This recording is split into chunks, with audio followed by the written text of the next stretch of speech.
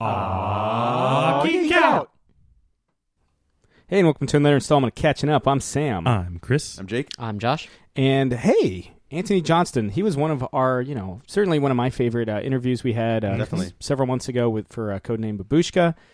He's back with his the artist for The Fuse, because they both work on that book, and it starts its fourth story arc with issue 19 on July 6th. So you know what? Let's let them talk about it. And joining us this week, we have Antony Johnston, the writer of The Fuse, and Justin Greenwood, the artist. Antony, welcome back, and Justin, welcome the first time. Yeah, thanks for having us. Hello, it's good to be back. So, as we've seen, particularly with the last issue of The Fuse, issue 18, without giving the game away, there has been some big revelations about Dietrich. Yes. How much is that going to inform this upcoming fourth arc of the story? Oh, it will inform most of the arc. This is the arc where all the stuff we've been building towards since the first issue with Ralph is, comes to the fore. This is where his big secret is finally revealed, where he and Clem sort of go on a collision course, and as they say, nothing will ever be the same again. I think it's a very personal arc too versus the other ones. I mean, for our characters anyway, it feels like so much of the story is actually based around them rather than watching them dig to the bottom of something else. That it's just the dynamic is different. It's pretty fun. That's true, actually. That's not something we've done in the previous arcs because the book is a murder mystery and it is about the cases. So naturally, the personalities of the characters are in the background somewhat when you do that kind of story. But you're right, yeah, this arc is actually more about, not necessarily more about the characters, but yeah, it's very much, they're at the forefront, and their personalities and characteristics it all revolves around them, yeah. We had kind of seen hints of that, more so with Clem, mainly because, her son had kind of cropped up here and there. Are we going to start to see more about Clem's backstory in addition to Dietrich's moving forward? A little bit. You'll certainly see more of Leo, her son, in this story arc. He's quite a major character in this arc because he has had his own sort of minor background character arc going through the series, as regular readers will know. And again, this arc will progress that story for him. Well, how did this project all kind of come about, and how did you two kind of link up to create this kind of, I guess, sci-fi noir, or is that Blade Runner? That's more Blade. This is more like this is more like sci-fi The Killing, I think.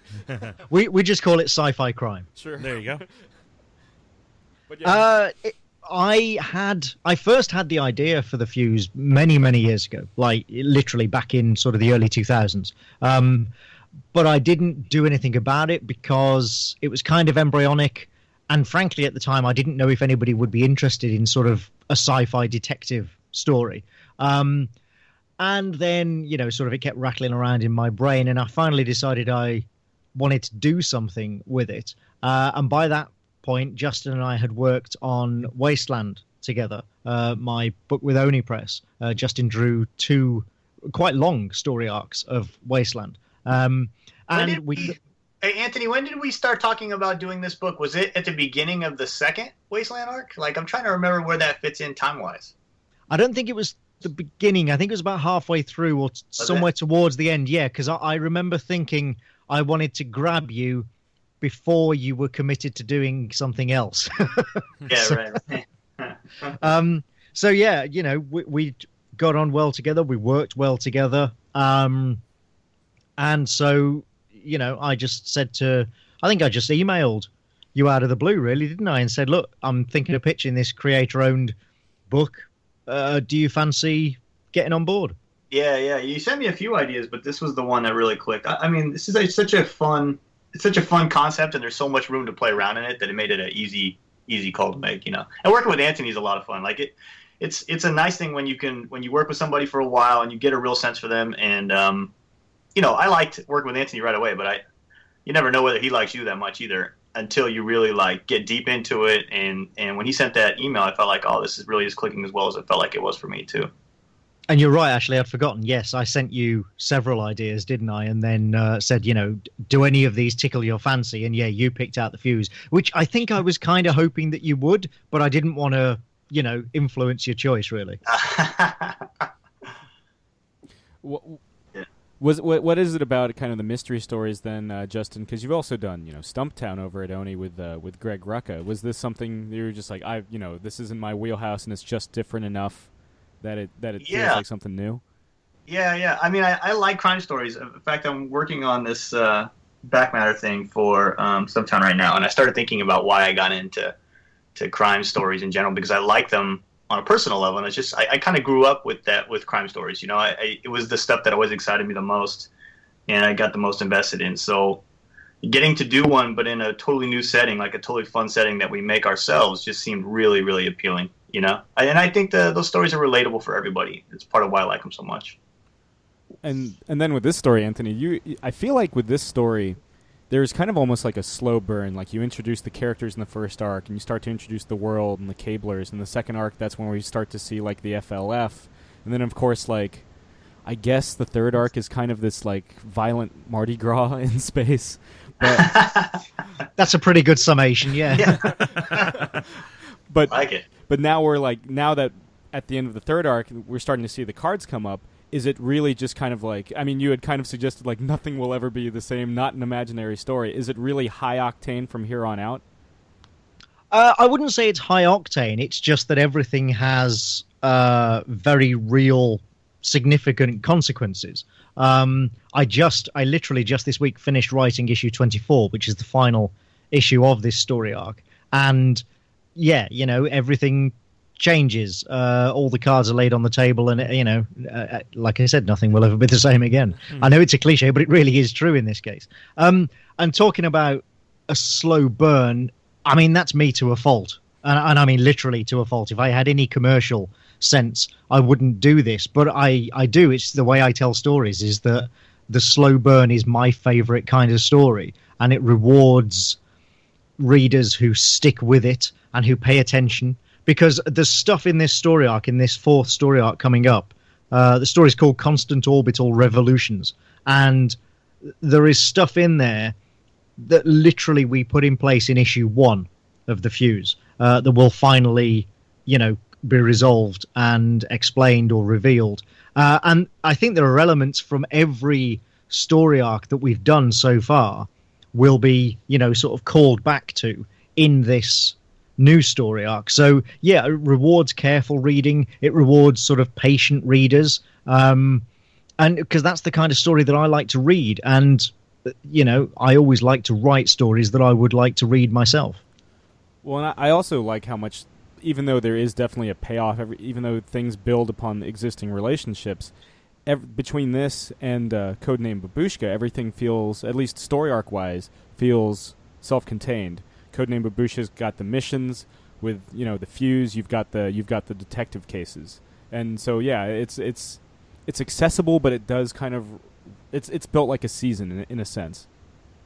Right, and I mean that is a deliberate thing. I mean with Wasteland, the story arcs were not so self-contained, and the whole story was really just one big 60-issue story from start to finish, and that damn near killed me, so I decided I didn't want to do that again. So there's that, and there is also, I'm not stupid. I know that making each story arc in each volume a little more accessible like that does make it a little more commercially viable. That's my nod to selling out, man. I think when you use the expression like nothing will ever be the same, it can sound cliche, but the truth is we spent a couple years sort of building these characters and their relationships, and now watching everything come to a head does feel like it can't be the same.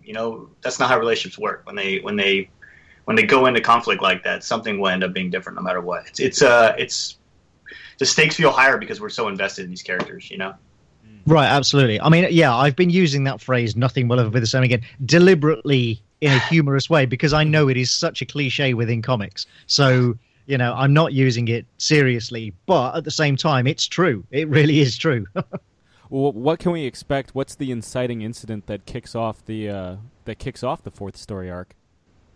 the murder of a young man in a there's a sport on the fuse, 0G balls, or Ziggy ball as they call it, which is a sort of cross between basketball and soccer played in 0G, and it's the discovery of a young man's body on a Ziggy ball court, which seems like a fairly simple case of murder, and then rapidly spirals out into something not so simple. I'm being hesitant because I don't want to give too much away. I really don't. But yeah, what seems like a fairly straightforward case of murder quickly instead becomes something much bigger that revolves around terrorism on the fuse and a plot, a quite dangerous plot within the city.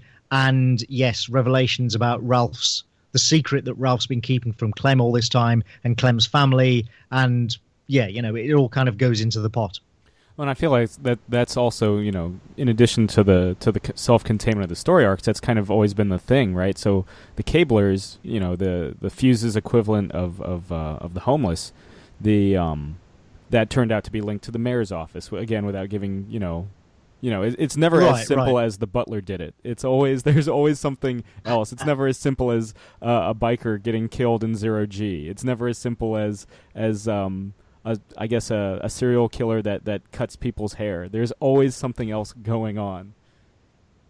Yeah, and that's, again, deliberate because again, that's the kind of story that I like to read. And the sort of people who are going to enjoy the Fuse generally are people who are familiar with this genre. And if you're familiar with the genre, it can't be too simple. Otherwise, one of the nice things about the Fuse is I very deliberately structure it so that you can follow along. You can try and guess the murderer as you're reading the story, just like if you were watching procedural on CBS or watching a movie or reading a detective novel or something. You can follow along and try and figure it out yourself. We don't cheat in that sense. And so as a result, it has to be complex. It has to be more complicated than it first appears. Otherwise, any kind of reader paying attention would guess the resolution long before we get there. And because we're publishing monthly, we have to make sure that do everything that we can to make sure that the reader doesn't guess the ending 3 months before the issue comes out. Is that or me either? Actually, really, because I never know who did it either, and I never ask. As I'm drawing it, I'm trying to sort it out myself. I feel like you're cheating to ask Antony like what the story is as we're working it. Yeah, it could That's true. Actually, Justin's kind of my bellwether for that. If we get to the final issue of an arc and he's like, "Oh, I had no idea it'd be that guy," I'm like, "Yes." It could subconsciously influence the art, draw them a little more sinister. Well, yeah, that's right. I mean, part of the fun is everybody seems suspicious. You just don't know, and I think that's part of what makes drawing the book fun. Really, it's just all the gray area. How much is your working relationship progressed since working on Wasteland and now 18 issues of the Fuse in the can, issue 19 weeks away? How's that dynamic changed? I don't know whether the dynamics changed. It's mainly just that we've gotten to know one another much better. We've become good friends. I was just saying to somebody else recently that I worked out that Justin and I have now worked on almost 700 pages of comics together. That's a lot. That is a lot. It really is. And by the end of that amount of comics pages, you will get to know your collaborator very well. So yeah, I don't know whether the dynamics changed so much as just become much more familiar and intimate. But I mean, that's from my perspective. What about you? No, I think that's exactly what it is. I don't know that if you went back and read some of the early process stuff, if it would look any different, but it definitely feels a lot different.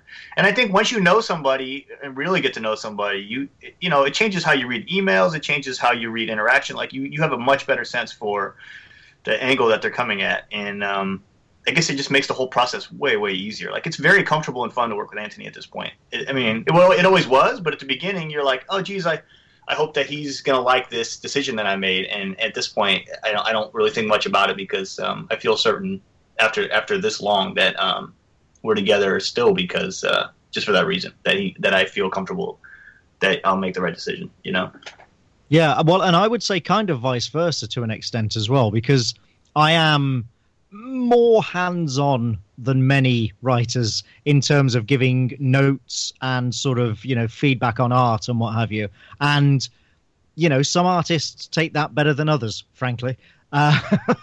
So, yeah, it's, that's something that at the start of the relationship, you kind of, how's the artist going to react if I sort of point out ways that I think it might be better to frame this panel, that sort of thing.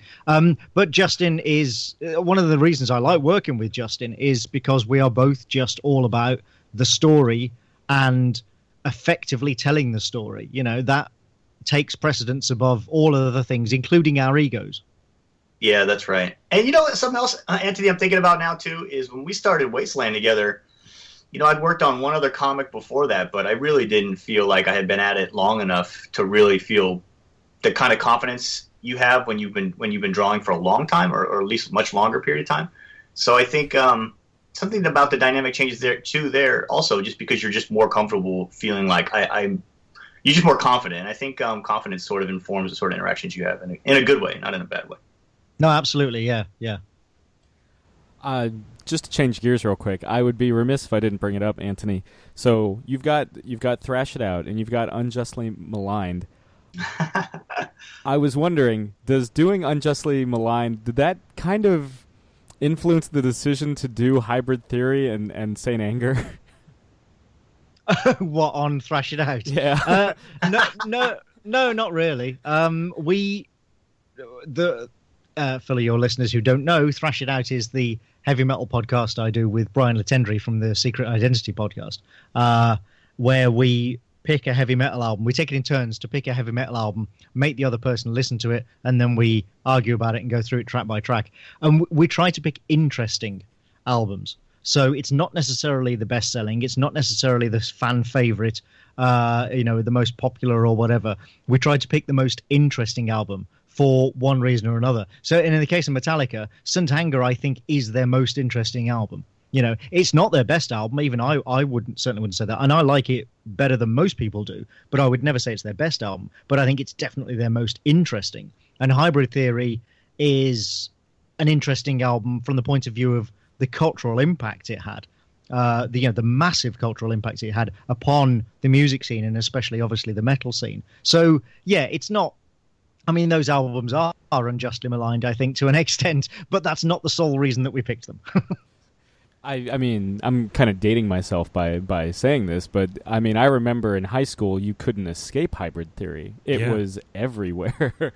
Right, well, exactly, which is why it's such an interesting album to talk about, because it was everywhere, and it really deeply divided the metal community, and I find that fascinating. Yeah, and then after Meteora, they kind of took a less polished route and more kind of hard rock. And I don't know if Shinoda's work on Fort Minor influenced that, but yeah, it was, and Chester Bennington's solo work. But yeah, it was always kind of, Hybrid Theory is the gold standard. I don't even know if I can call it nu metal, because then it kind of that has a unjustly maligned kind of label as well. Yeah.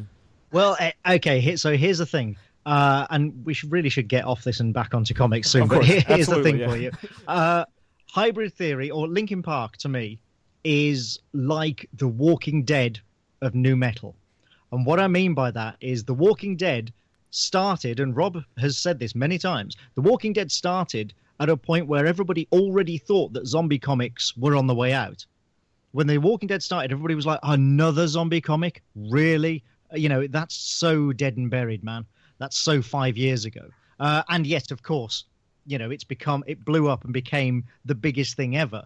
And it was the same with Linkin Park. When Linkin Park came out, everybody was like, really? Nu metal? Isn't that already dead? And then, they exploded and became the biggest thing on the planet for a while. So it's fascinating to look at these things that appear at the end of cycles of taste and cultural zeitgeist, and then suddenly become huge when, the sort of so-called authoritative voices and tastemakers would say, oh, well, everybody's over that now. You'll never have any success doing that because that's out of date.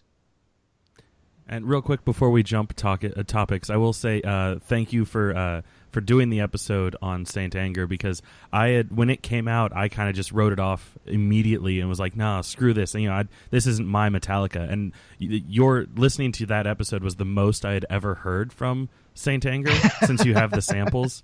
And like hearing it like in the context of all the research that you guys put into talking about it, I was like, oh, I mean, I still don't like it, but at least the drums could use some work. Yeah, as a drummer, like that was like kind of like the one one point of me like giving it a shot or not, and like I still can't stand the drums in that particular album. But yeah, to bring it back to comics, Justin. Again, between this and Stumptown and Masks and Mobsters, you've certainly got the crime look on lock. What were some of your kind of sci-fi influences? I feel like with the last story arc, I was seeing a lot of Solaris and that sort of thing. But yeah, what kind of visual influences were you kind of taking with the art? I think a lot of the real none of them are like undiscovered gems, right? Like Aliens, and actually recently we were just talking about the same thing. And there's such standards like even Star Trek and Star Wars, but I don't know that I took from one influence. I kind of thought it was more interesting because we were not so far in the future in this story. We wanted to be kind of ambiguous about just how far away it was, but not so far that it felt out of reach. So I tried to kind of just draw a lot from current society and then sort of expand from there. So I don't know if I took one exact sci-fi influence and kind of ran with it so much as just tried to spread it around a little bit. But I still think of Aliens as probably the number one in terms of that real lived-in, worked-up science fiction, Yeah, kind of almost a claustrophobic feel. Yeah. Also, Aliens was, when we were talking about wardrobe and what sort of clothes these characters should wear, I think, didn't I mention Burke's jacket? Or his shirt, one of the two. Like, they did something with the collars in Aliens just to make them a little bit odd. And I think I pointed to that and said that kind of level of, it's different. It's not like anything we would wear today, but only in a small, subtle way. So it doesn't look ridiculous. It's not like he's wearing a silver lame jumpsuit or something. Yeah, those weird collars that are sick. Popped up and like cut in half. Right. That sounds about right. Yeah. I think of fashion as such, like it always kind of comes back around. It's so circular in some ways that I don't really see that changing in 100 years or 200 years. It just gets bigger and flashier versions of stuff we've already seen before. So I just kind of run with that idea a lot when I'm looking at the fashion on Fuse. Kind of the and we often joke about our different approaches to the populace of the Fuse as well. This is something that we didn't even realize until we were doing an interview. Was it when I was in the Bay Area? Yeah, maybe? I think it was. Yeah. And somebody said, like, what's the society kind of, what do you picture in your mind? What's your starting point? And for me, it's always been 70s Manhattan. That kind of taxi driver, mean streets kind of feel. But for Justin, it's the Bay Area. And we didn't realize that we had these very different ideas of the people of the Fuse and how the sort of streets and the society should look until somebody asked us that question and we both happened to be in the same room. Yeah, it's true. It's totally true. Although I will say, you're sort of taking the element that is similar about those two places and putting them together. It's like that same grittiness, that same diversity and unusual sensibility. You're trying to work that in and make that just feel bigger, Was it? Yeah, that's true. Was it more so the Bay Area of now, or like the Bay Area of the '70s, like during the Dirty Harry films? No, that actually is I love that. I do love that, Aaron. I do love like '70s New York too, but no, kind of more Bay Area of now. I mean, it's such an interesting place, and it's hard to be objective because I live here and I have lived here my whole life. But there's just a vibe that's really interesting, and I think there's the folks here are interesting. They have an interesting sensibility, and I think I'm kind of riffing off that a lot when I'm drawing this book. Sure, kind of a big difference between San Francisco and Oakland and all that. Just like in New York, there's a big difference between the Bronx and Manhattan. It's definitely, yeah, there is a lot of East Bay versus Bay, like, San Francisco area specific. I think that helps with the diversity of the crowd scenes as well, which is something that I don't think we've ever sort of consciously, I don't think I ever specifically said to you, oh, make the crowd scenes really diverse. You just do that naturally. And I want that, but I didn't have to ask you for it. Right. Yeah, that's true. Yeah, that is true. Speaking of crowd scenes, with the previous arc, the third arc, the people seem to get into a hysteria, almost like a full moon fever, over the fuse's trajectory around the sun. Was that just something? Because though I don't know if it's ever explicitly said, but everybody knows it. Like everybody's preparing for it. The cops are like, "Hey, this is coming." It's like our Black Friday. Right. What kind of brought that story about? The idea that there would be this almost like red hour for the fuse. That was. Where did it come from? That's interesting. That was the absolute sort of nugget of inspiration was an old Judge Dredd story called The Graveyard Shift, which was basically one night in the life of Judge Dredd and sort of dealing with multiple cases around the city. And I mean, that was like 12 pages or something. It ran for, maybe 3 weeks in 2000 AD. But there was something about that story that always, and this was many, many years ago, but it always stuck with me. And I was like, what a great idea for a story. And while we were planning the fuse, I sort of had that in the back of my mind. I thought it would be interesting to do, let's do some real drill down, detailed murder mysteries. But wouldn't it be interesting to also do a sort of day in the life story like that with multiple cases? And then as I was doing sort of deeper research on the orbital mechanics of something like the fuse, which are based in reality, by the way. The things like retrograde geostationary orbit is a thing. I'm not just pulling this stuff out of thin air. And I discovered the phenomenon of perihelion, which is, which is a real thing. Perihelion is the day of the year when the Earth is closest to the sun, because our orbit is not a perfect circle. It's elliptical, and, our distance to the sun does vary throughout the year. And so I'm not sure exactly why or when, but at some point those two ideas kind of clashed in my mind. And I was like, aha, okay. So what if that's the day when we do the day in the life because everybody goes a bit nuts because they're closer to the sun. And as Dietrich points out in the very first issue of that volume, the difference is negligible. In cosmic terms, it's absolutely nothing. It happens here on Earth every year and people don't go insane. So it is very much a fictional conceit, but I just thought the idea fitted really well, especially with this frontier town that we have effectively in orbit in the fuse. And so, it was just a kind of one of those things where two separate ideas clashed and, a new idea came out of it.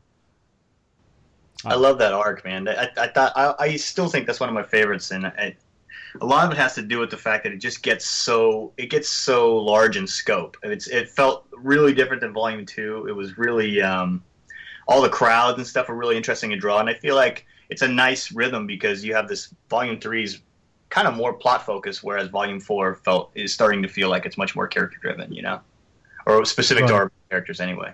I like the rhythm of it overall. That's true, although it's also true to say that you and I both think that every volume we do is the best one. Because we said that about Volume 2 as well, didn't we? We're like, oh, this is so much better than Volume 1. And then we do Volume 3 and we're like, oh, this is so much better than Volume 2. And I suppose that's good. It shows growth. Yeah. You guys aren't getting bored. You're not falling into rhythms. It's fine. Absolutely true, yeah. And that's why I kind of thought that it was going to go even more high octane for the fourth arc, because again, there has been this kind of level of escalation in scope, and it was just like, well, everything there was wheels within wheels in the third story arc, and it was just like, well, where do they go from? And then, of course, the big bombshells at the end of that arc. It was like, well, where do they go from here? Well, there is escalation to an extent, just not sort of high octane escalation, but it's difficult to talk about without giving it away, and I don't want to do that, so of course you'll just have to read it. I will say though, if you like that bombshell at the end of 3, you're gonna love Volume 4. There are several cliffhangers towards the start of Volume 4 especially, that really are quite big, And one of them, actually, because I send out, as soon as I finish the scripts, I send them out not just to Justin, but also to Shari Changhammer, our colorist, and Ryan Ferrier, letterer. So the whole team gets to read them when they're done.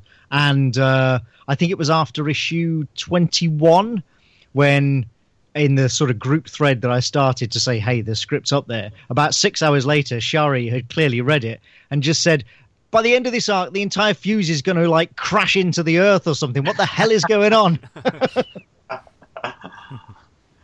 Speaking of Sherry, when can we expect a possible a return or a return announcement for Codename Babushka?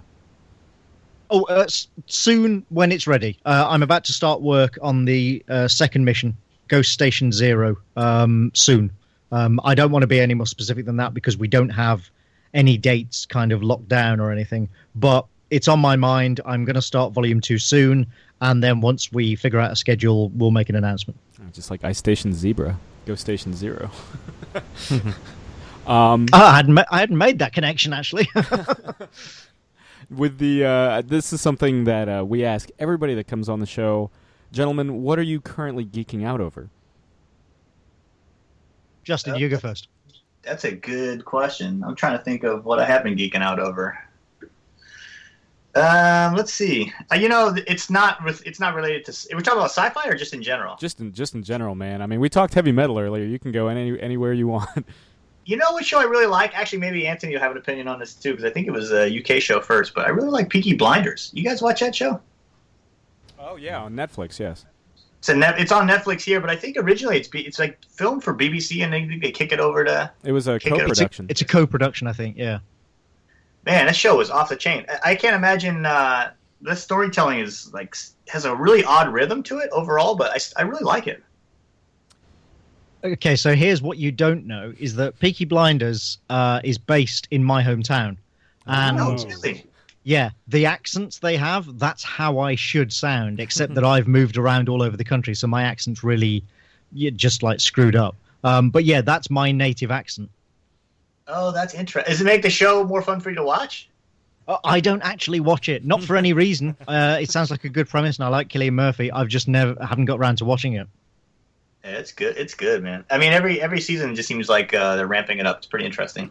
Yeah, I mean, this current season kind of feels like The Godfather Part 2 in the sense that Cillian Murphy's character is kind of like Michael Corleone at the height of his powers, though that's when the cracks begin to show. Yeah. It always is, isn't it? Yeah. It's like a working class mob story, right? I mean, it's kind of getting bigger and bigger now, but it's those relatable, like when you get those relatable characters in those weird mob type settings, it's interesting. Like, a movie I've been wanting to rewatch, kind of on the subject of geeking out, because it's been years since I watched it, but I still think about it a lot, is The Prophet. Did you ever see that movie? I think it was French, maybe? No, I'm not familiar with that. And it was it was a kind of a Godfather type story. It was about this guy who goes to jail and he is forced to align with a group, because if he doesn't, they just basically threaten to kill him, but instead ends up sort of becoming part of that group and then eventually ends up leading it. But it was really, really gritty, like super hardcore. And recently I've been really wanting to get back into it, but I don't think it was like a big thing here. Maybe not in the UK either, huh? I'm not familiar with it, no. I think it must have been an indie film. I loved it.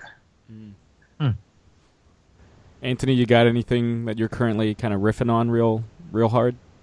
I am actually, as we record, it is 2 days after the Apple's WWDC keynote, and I am a hardcore Apple fanboy, so I am currently actually drowning in news and podcasts about everything that Apple is doing this week and all the announcements that were at WWDC, which is incredibly geeky and uncool, but that's my life. Every year you hear a lot about it, but for some reason I haven't heard that much this time around. Normally it's kind of a cultural phenomenon. Well, that's because this year what they have effectively done is, I think one prominent commentator put it as common sense has prevailed. Pretty much everything they announced this year, and some of it is quite radical, but it's radical in the sense that they got something wrong and now they're fixing it the way that everybody said they should fix it. So there's nothing kind of brand new that's going to crack the earth, but instead if you're taking interest in this stuff, there are actually some really huge announcements. It's just that they're all good common sense announcements. So it's not the sort of thing that generates headlines. Kind of a conference of course corrections. Right, yeah. It's not the unveiling of the new iPhone. It's just the bug fixes for the operating system. Well, more than bug fixes, but yeah. I mean, I've been joking that it's a Snow Leopard release, but for UI and functionality rather than fixing bugs. Gotcha. Okay.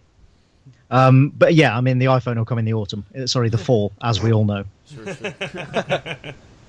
The worst kept secret in the world.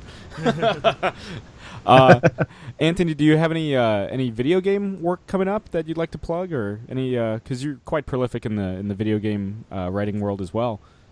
I am indeed. Let me think. Oh, hang on. I'm getting. That's better. I was getting taught back there for a second. I am working on a couple of things that I can't talk about, but also a couple of games that I recently worked on have been announced, and that's there's one. Sort of indie narrative game called Blackwood Crossing that was just announced, which I was a narrative consultant on. And I can't wait for that to be released and people to see it, because I think it's going to be quite special. And then there's a VR game, actually, one of the first round of VR games, which will be coming out very soon. I believe it's due to launch in just a few weeks, called The Assembly, which has been a couple of years in the making. And I came on board in the last sort of 6 months or so to work on the final iteration of the game and do some narrative design and write the script. And that's, going to be one of the first wave of VR game releases. So that's going to be really interesting to see how that goes down. And that's a kind of a mystery sort of puzzle game, kind of a bit hard to describe. But anyway, I think it's going to be good. Yeah. Kind of that seemed to be the VR thing seemed to be the big focus for Sony's presentation at E3 this week. Oh, it's been the focus for everybody's presentation for the last 12 months. People have pumped so much money into VR. If it doesn't take off, a lot of people are going to lose their shirts. Yeah. Well, the rumor is that this might be the last foreseeable. They're upgrading, of course, the Xbox One and the PlayStation 4, and of course Nintendo has the NX. And the rumor is that this is kind of the make or break level of consoles that we're going to get. Yeah, maybe. And there are people saying, "Oh, this could be the last generation." I don't know about that. I'll believe that when I see it. Yeah. But yeah, it's an interesting. May you live in interesting times. It's an interesting time to be involved in the game industry for sure. Yeah. We survived the Atari crash. We'll survive whatever comes next. So, gentlemen, is there anything else you can hint about this fourth upcoming arc for the Fuse before we sign off? What can we hint about? Not a lot, really. It's in color. We have a new cover design, but then we've had one of those for every arc anyway. No, I mean, I think we've said all that we can really say. Like I say, I don't want to give anything away because some of the stuff in this story arc is so big in terms of the overall arc of the characters and the overall story of the Fuse that we're telling, that I fear that anything I say will give things away. But it's going to be big, Can we expect kind of the most recent arc? You kind of had the very unique page layouts centered around the sun. Is there going to be any unique layouts, or is it kind of more traditional going into the fourth arc? I guess it'd be more traditional. We don't have something like that. That was kind of specific to that storytelling of that arc. But no, I mean, we've already said nothing will ever be the same again. All right, that's such a big phrase. We're just gonna run with that for now. And we got Ziggy Ball. We got Ziggy Ball. Keep it close to the pocket. All right. Well, the 19th issue of The Fuse comes out on Wednesday, July 6th, in comic book shops everywhere on Comixology. Gentlemen, thanks again for joining us. You're welcome. Hey, thank you guys. Always a fun time when Antony comes on. Yes. Indeed. Always a fun time. If you haven't check out his books, check out Fuse. And, thanks again to Justin also for coming on the show. Check out Codename Babushka if you want something that's just really fun Spy Book. That one's fun too. All three first volumes of The Fuse and the first volume of Codename Babushka you can get in comic book stores everywhere and on Comixology. Check out Antony's podcast, Unjustly Maligned, and more to the point, Thrash It Out. Thrash It Out. Yeah. That show is awesome. It made me the most interested about Saint Anger that I've been in years. And I even addressed it on the interview. Mm-hmm. But so you guys have anything cool that went down this week while we're talking? I saw Now You See Me Too yesterday. How did it go? It was pretty good. It was an escalation of things that happened in the first movie. There were several times in this one, even more so than the previous one, that I was like, are they warlocks or are they like stage illusionists? That's the thing that always, like, whenever I see the trailer, I'm like, they're just it's real. Like, this guy's clearly just turning into a puddle. That's not a fucking magic trick. They transport themselves to China. Yeah, this isn't. They illusion. did explain how they did that. That was an illusion. Okay. All right. But the puddle one, and he's never explained. Yeah, stopping raindrops. I'm like, this is just CG and it's not real. Yeah. They explained that one too. Yeah, but I did come out of the movie going, why was there so much CG if half of these effects should be practical effects that you can do? How was Daniel Radcliffe? Oh, he was great. It was very funny to see him as a pseudo magician. Yeah, you kind of see it in the trailer. It's played up a bit more in the movie. He's not very good at magic. He can't. The first time you see him, he's trying to do like card tricks and he keeps dropping the cards. And he one of his lines is like, yes, like many other people that weren't really getting laid in high school, I dabbled in magic, but then I started getting laid. And then pulls out his Magic the Gathering deck. This is why. Do you guys know any magic tricks? Do you know how to do any magic tricks? I know how to do one. A few card tricks. The finger thing. I know how to do one with a salt shaker or salt and pepper shaker. Okay. Do you shake it like a salt shaker? No. Oh, because it's pepper. I saw Ringo Starr and the All-Star Band at the Warner Theater this past Friday. Yeah. The cool thing about the All-Star Band is half the All-Star Band now is Toto. So they played like the 3 biggest Toto songs. Yeah. Which is, I mean, I fucking love Toto. Well, of the 3 Toto songs I know they played. So I was like, oh, well, just check that one off the list. Yeah. You saw them live? Yeah, basically. Ringo himself kind of, like, he interacted with me. Yeah. Which, so in between the 3rd and the 4th song, which is What Goes On off of Rubber Soul, and I Saw the Light, which is not the Hank Williams version, the Todd Rundgren version, because Todd Rundgren of Meatloaf fame. Yeah. He's one of the guitarists for the All-Star Band. Real quick, speaking of Meatloaf, had like a minor heart attack on stage. Get better soon. He had dehydrated, they said. But yeah. That's what it was? They that's said, the official. Yeah, Gotcha. I don't know what they... Because I saw a clip of it while I was at work, and like he just looked like he went down, like he was having a heart Somebody attack. reported, like a big news place reported that he died. Oh. And that was, that's like the ultimate no-no. I mean, you have to, fact check that stuff. So I'm glad he's not, because I love we all love Meatloaf. Yeah. Bad out of hell. Yeah, get better soon, mate. Yeah. But yeah, so in between those 2 songs, I'm like fist pumping, like yeah. And I guess Ringo just sees this like goofy kid like shaking his fist at him. He goes, "Oh, not like that. Yeah, like this." And of course, I've never seen someone flash more peace signs within an hour and a half period. Peace and love, peace and love, peace and love, peace and love, peace and love. And because he's like, oh, like this, and he, flashing the peace signs. I'm like, oh, and then so I like change it to peace signs, and he's like, oh, there you go, that's better. And it's not a mating concert, like, yeah, rat child. Yeah, I'm reacting to What Goes On off of Rubber Soul. Definitely not the hardest Beatles song out there in terms of metal. And he's like, oh, it's no Lucy in the Sky with Diamonds. Right. Yeah, totally the most metal. So Ticket to Ride. Yeah, according to Lennon, but it's no Octopus's Garden. Yeah, which he didn't play. Oh. Damn it. He played all but 2 of his songs with the Beatles. This opener was Matchbox. And Octopus's Garden was one of the ones he didn't play live. You would think that, like, and I mean this. I don't mean this as a slight to Ringo, but like Paul McCartney can't play all of his Beatles songs. Yeah, he can't do it because he's got Wings, he's got solo stuff, and just the sheer amount of Beatles songs. Yeah, exactly. Anyway. Like, and like he'll he even plays some like Lennon stuff now and Harrison stuff and pen tracks.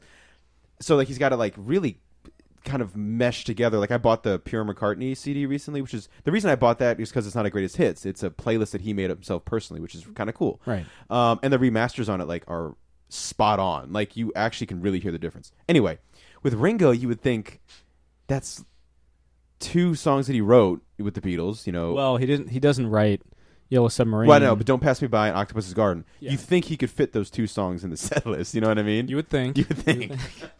I don't know if that's outside of the vocal range he's comfortable with. Maybe it is. And like I was saying, it's just a like stupid theory. Like maybe he just does like one a night. Like you caught him on Don't Pass Me By, which is cool because I love that song. That's a good one. Yeah, he plays the piano during that one. That's sweet. He did like 5 of his solo songs. Yeah, which is cool. And it's like the 5 biggest solos. So of course, Photograph's going to be played. Of course, Don't Come Easy is going to be played. Of course, I'm the Greatest is going to be played. Don't Come Easy. That's such a great groove. Yeah. I think Photograph is my favorite solo Ringo song off of the album appropriately titled Ringo. And then, but yeah, if you had a camera and you panned across the audience while they're going into I Saw the Light after he playfully corrects me, calls me out, reprimands me, as my sister would say. You get. I mean, he is English, so it pretty much is reprimanding, even in the nicest of tones. Yeah, I mean, he was smiling, but if you pan across the audience for I Saw the Light, everyone's like jamming and like yeah, presumably fist bumping too. Who the fuck knows? And then you get to me on stage left, and I'm still like shocked, like holding a peace sign up, like what just. Like my brains, like my mind has been blown so hard that I've lost algebra. Just kidding, I never had algebra. Yeah, I was about to say you barely had it to begin with. Yeah, it was the easiest one to let go. Yeah. Because never in a fucking million years, and we have a Beatles podcast. I never thought a Beatle would give me the time of fucking day, much less correct my concert posture. That's right. It was full disclosure. I went in and I was like, it's going to be Ringo. It's going to be like, it'll be a good time. Yeah. But it's Ringo. He's not known as being one of the primary songwriters in the Beatles, and his solo career isn't like, well, really the level of either of any of the others. So I was like, well, it's just going to be a good time. I have to do it. Yeah. He's like 76 this year. We've lost a lot of paradigms, a lot of legends this year. And then I'm in the middle of it. I'm like, this is like fucking awesome. This is like rock and roll heaven, man, on earth. And not in Iowa. And it was like, it was great. Nice. It was the toppermost. The toppermost of the poppermost. Josh, you have anything to say about that? Yeah. Got anything this week? I've been catching up on Amazon's new pilot season, and they have a brilliant show that I really, really hope goes to full order. It's called The Last Tycoon. It's based off F. Scott Fitzgerald's last work, and it stars Matt Bomer, Kelsey Grammer. Oh! If you say Alexis Bledel, I'm in. I believe... Alexis Bledel. Or Jane Levy. The mom from Back to the Future. Leah Thompson? I think so. That's good. I think that the actress who plays Kelsey Grammer's wife is her. I mean, it looks a lot like her. Kelsey Grammer, that's so sweet. Yeah, so it's nice seeing that these two, Kelsey Grammer and Matt Bomer, I assume go against each other. Ooh. I mean, I don't know the book or the 2 films that were made of it. Just like Paul Giamatti and Damian Lewis in that show Billions. Yes. Is it kind of a similar premise, like big money at play? Kind of big money, yeah, but not from where you expected. The premise of it is roller coasters. Kelsey Grammer. I was gonna make that joke. You fucker. Kelsey Grammer runs a movie studio in Hollywood, and Matt Bomer's kind of like his protege / underling. That's like the creative man. He's of Jewish descent, and it's taking place right before the Great War starts. Oh, so there's like a lot of anti-Semitism at the time. Well, Germany comes to the studio, like a an ambassador for the Fuhrer to the studio and being like, if it's Great War, wouldn't it be the Kaiser? Are we talking World War I or World War II? Two. So yeah, Fuhrer. Okay. Yeah. The Great War is usually referred to as the First World War. War. My apologies. But he comes on behalf of the Fuhrer and being like, if you want to continue exporting films to Germany, these things have to no longer be in your films or be changed. Now, at the time, Bomer's character is creating a film based around the life of his deceased wife, and they're demanding that the name of the film and of the character in it be changed because it's portraying the Jews. It's a Jewish name. And they're like, this has to change or this film will never be shown. And he's just heartbroken by it. Fucking Nazis. And so basically by the end of the film and a bunch of things that go through, I don't want to spoil it because this is something worth watching. I'm definitely going to check it out. It's Man in the High Castle style good. Not just in storytelling, but it's especially in cinematography. I feel like they've really stepped up their game. Oh, yeah, they definitely have. And also, I think this is one that's got like a lot of Sony money and influence being thrown into it, because I got an email from Sony being like, hey, we have 2 shows in Amazon's pilot season. Please rate them.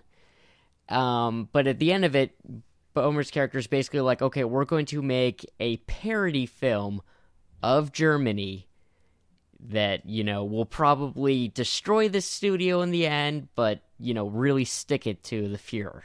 And that's where the pilot ends. Was it this woman? Yes. Okay, that's all right. So I wanted to double check because I was like, oh, Leah Thompson.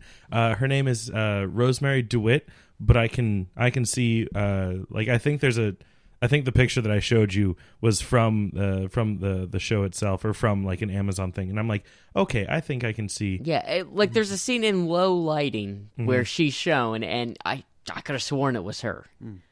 She might. I've never heard her talk, so maybe she even has like a similar voice or something like that. Yeah, sounds like a winner. Definitely. We got a new Superman. It's pretty exciting. Oh yeah, from Everybody Wants Some. Yeah. Yeah.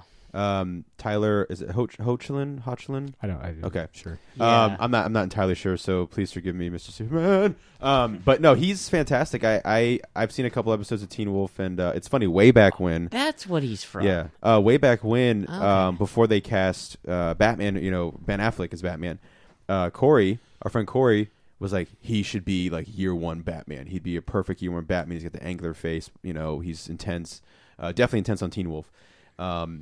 And now I think it's funny he's cast as Superman. But when I saw that, I was super excited because I think he's got a great look. Obviously it kind of, this is where like my Frank Miller Dark Knight Returns moment. He's younger than us. Yeah. He's a year younger than us, or Sam and I. He's like 20 years younger than you guys. Ouch! Yo, but get out of my studio. I was like, I'm gonna go for it. I'm gonna go for it. Feel old. Yeah, but on this podcast. Now they're Thanks for that. casting. Now they're casting like Spider-Man's younger than all of us. Yeah, but I mean like Yeah, but who cares? Henry Cavill's not. Tom Welling's not. Now they're now they've casted Superman who's younger than us. I'm like, oh my god, but not really. But no, that's really cool. I think he's gonna bring it, man. It's funny. He's got a beard like in every photo, and my sister's like, I need to see him without a beard. But of course, like there's a couple things. Whatever, Denise, beards are cool. Yeah. When was the last time we actually saw Superman on the small screen? Was it Lois and Clark? Well, I mean, Smallville. The finale of Smallville. Yes, with that wonderful CGI cape. Yeah, well, and outfit. Or like 2 episodes of Supergirl. Yeah, you see his boot. Well, yeah, he shows up. You see a silhouette, like physical body, twice actually 3 times on Yeah, and Supergirl. that was the casting calls for the bodybuilders. Yeah, and let me just say real quick, like there's a moment, and I think we might have referenced it in the past, where Superman shows up to save Supergirl early on in season 1, and that's kind of the catalyst for her getting pissed off and saying, "Don't ever fucking do that again." And that's the whole. It looks like a job for Supergirl, but it's so fucking awesome when he like fucking sonic booms in front of her and takes all the brunt of the hit, and you just see the cape flowing, and you see his boots, and you're like, I was like, this is cooler than like any other Superman thing I've seen in a while, and I'm not fucking throwing Man of Steel or anything under the bus. But Batman v Superman, however. Batman v Superman. Yeah. But we'll see for the ultimate cut. But and then there's a I already moment. have it pre-ordered. Yeah, and there's a moment. Obviously in the pilot, he rips open the thing and he's reaches out, that great shot, and then you see her. He's carrying her to the Danvers, and then you see his boots in the end. Like he's like lying on a table, and I remember I was like, that's like they don't really make a big deal of it, which is cool. Like they're not like, oh look, it's Superman. Yeah, I love that was the episode. It's like, why has everyone else gotten back to normal, but Superman hasn't? They have a woken up throwaway yet? line where he's like, the Kryptonian thing in his mind is making him sleep a little longer, but like you just like clearly, it looks like the Wicked Witch of the West, just like boots just sticking there, like in like like Like styrofoam. there's no one even really there. Yeah. They're just Yeah. sitting You there also on the- see him when everyone's getting mind controlled towards the end of season Oh yeah, 1. you see him fly in and then go rank and file with Sonic Boom everyone with everyone else. else. So yeah, I mean, from all we've heard so far is that he's going to be in 2 episodes of Supergirl. We don't know if he's ever even going to throw the suit on. It might just mean he's Clark Kent visiting the Daily Planet. I'm fine with cool with that. I'm fine with anything. And like Chris, I remember we were talking a little bit on Facebook about it. Mm-hmm. And I think we're all in agreement. Like we're still very much like this is not This is It's a Supergirl. Supergirl yeah, show. Supergirl show. Yeah. And for the longest time I was like, how can you put an iconic character like Superman on any show and not make it take over? But the way they did season 1, I have the utmost faith that it's still gonna be. Of course, it's going to be a big news when Superman shows up. The only thing that I'm really worried about is that now it's on the CW, so they're maybe not specifically like the producers for the show or whatever, but the network who has a lot of control over content. The CW might be like, we need to have Superman. Well, I'm sure what's going to happen is, and he gots to be topless. Yeah, well, Just like all the vampires and the whatever the hell else is on our network. I don't watch the CW. But then the fans remind CW, Except for- you guys had 9 seasons of a Superman. 10. This is super. I thought Smallville was 9. Was 10. Okay, 10, 10. yeah. 10 seasons. It's like this really, is Supergirl. the CW really only had like But 6 here's the thing because it was the WB network. here's for the difference first between couple all of seasons. that, though. Greg Berlanti's got. They Still let him full do control. anything. You know what I mean? And like he is still running the show. It's switching networks fine, but I mean, they haven't screwed up the Flash. but I mean, I'm very excited to see. Arrow's still a dumpster fire to some people. Always will be. We'll see. Yeah. But anyway, so yes, there's a good possibility that when Superman shows up or Clark Kent or whoever, when he shows up, I'm sure ratings will skyrocket. But again, they, the thing that we love is that it's still a show by Supergirl. I'm sure they'll do cool things. I'm just glad that they're actually gonna allow him to show up and if anything, if he does really well, they might be like, hey, you're not busy, are you? Do you want your own show here? Do you just want to keep that cape on? Just keep being Superman in your own show? We can make it happen for you. I mean, that'd be pretty cool, man. I mean, I think it's like October 17th or something, or some like middle of October is when it premieres again for season 2. So that was the original premiere date for the series, but it got bumped up because of the leak. Which that's right. Who knows? Maybe they'll be at The San leak Diego helped it, Comic-Con. Probably they usually have a CW panel. Well, yeah, especially Yeah. now she's part of CW. Like, oh god, that'd be so cool to Yeah. like meet anyone on Supergirl. Have Jeff pull those strings. Yeah, that's right.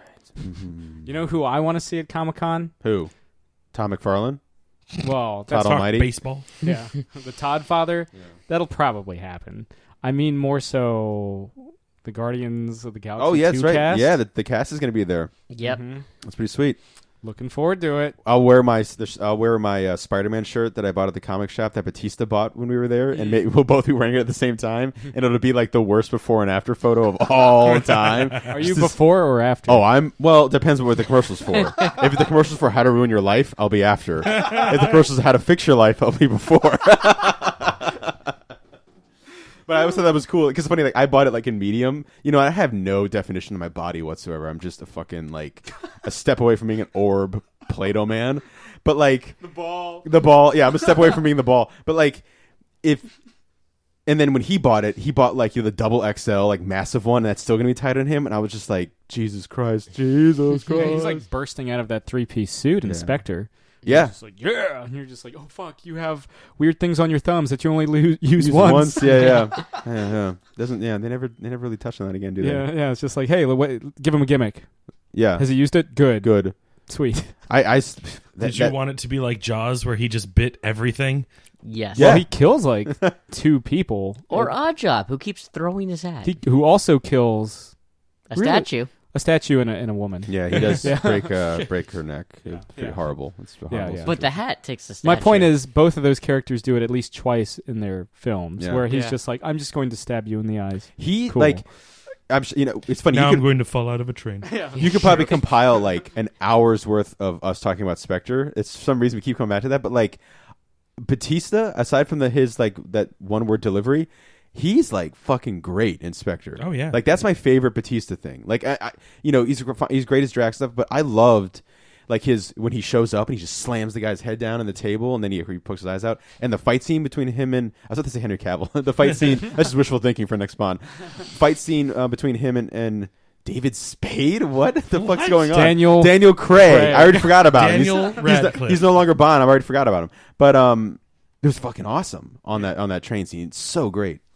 So takes out like 3 cars. David Spade for the next Bond. Hashtag David Spade for Bond. Yeah, Bond 24. Mad about you. I almost said David Spade for Spawn. Yeah, that's even better.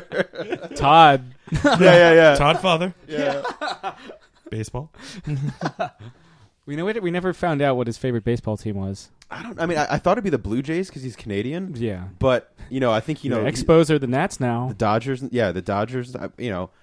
He's wearing Dodger stuff a lot, and he wears the All-Star hat a lot. Enough, he also he lives in Arizona, so there's also the Diamondbacks. Yeah, oddly enough, Indians.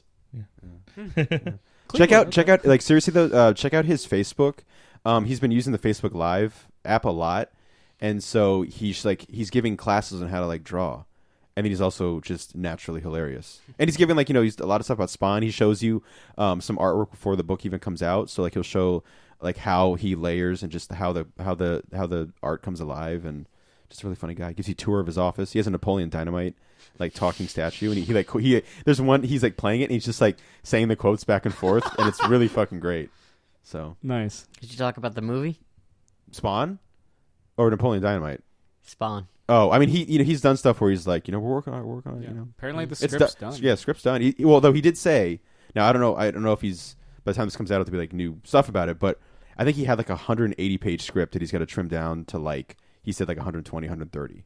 Makes sense. So yeah, about 2 hour. You remember when I got the? I'd take a 3-hour Spawn movie. Right. Remember when I got the director's cut on Laserdisc, and like I was watching it, and like for the most part, it was pretty much the exact same thing that we saw in theaters. And this is the first time. This is almost like a 20-year-old movie at this point. 96. This is the first time I've ever watched the director's cut, even though it came out with the initial video release. I'm watching it, and there's one scene in one of the fight scenes that was clearly different, and it's just his belt buckle comes off and bites a dude in the nuts, and I stopped what I was doing, rewound it, and videoed it on Snapchat to send it to all you guys, and I was like, aha! Yep, there you I go. remember that. That's what was too hot for theaters. That's what gave it the R rating. Yep. You guys got anything else? Not really. Nope. Well, thanks again to Antony Johnston. Thanks again to Justin Greenwood. The Fuse, again, Fuse number 19, in comic shops everywhere, on Comixology on Wednesday, July 6th. Thanks again to Ringo Starr for correcting my concert posture. That's right. You'll be at an Iron Maiden show doing the Peace and Love, and Bruce Dickinson's like, hey, what are you doing? Get that shit out of here. Yeah, drop the horns, you tosser. Wrong 2 fingers. You only got one of them right. Yeah. Why with Agent Mana? Then they kick into like a 13-minute just epic. And then your face just melts. I look over, you just spiral into a black hole and you're gone. Earth is safe for now. Yeah, Bruce Dickinson reigns supreme again. In assless chaps. Yeah. Or no, damn it. Yeah. Sorry. Definitely not If Bruce. you That'd want. be Prince. Yeah, if you want. But yeah, this has been another installment of Catching Up. I'm Sam. I'm Chris. I'm Jake. I'm Josh. We'll see you guys next week. Thank you very much. Good night, Eric Bana. This has been another Geek Out production. If you enjoyed what you heard, hey, we've got a new commentary every Monday. We've got a special episode every Friday. Of course, there's the usual catching up show every Wednesday. And you get book club episodes just about every Tuesday these days. Thanks for listening.